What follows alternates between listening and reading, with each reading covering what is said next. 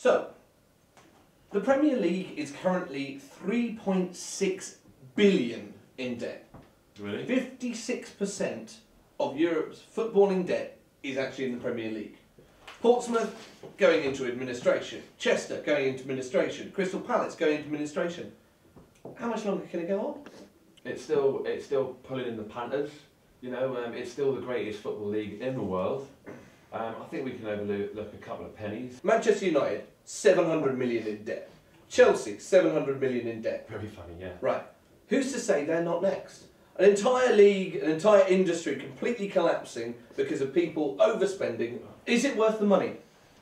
What, for top quality entertainment? Yeah, at tickets that are costing 30, 40, 50, 60 quid. And why, if they're charging 30, 40, 50, 60 quid, are they still in debt? Also, what happened to the good old football's role in the community? Geographical identity. You supported your home club. Let's say you grew up you grew up in Burnley. Right. You're more likely to support Manchester United because they're the bigger club with the spangly players. Thus, the home club goes out of business. That's the way it goes. You've got to get better finances in, you know, that's tough. But Portsmouth actually stand to lose their entire club.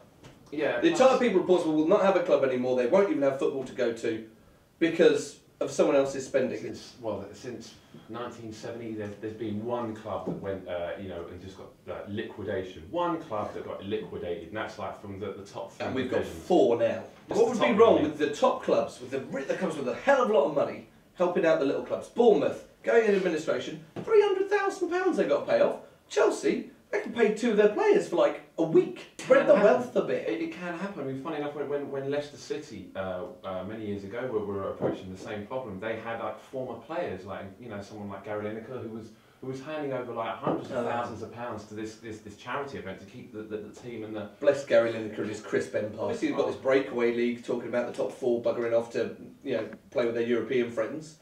Good, bad, I think brilliant. At least someone else can win the Premiership each year.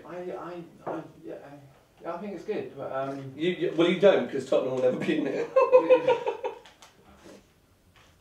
Excuse me, sir. Excuse me, Hello, Mr. Man. Right, we should.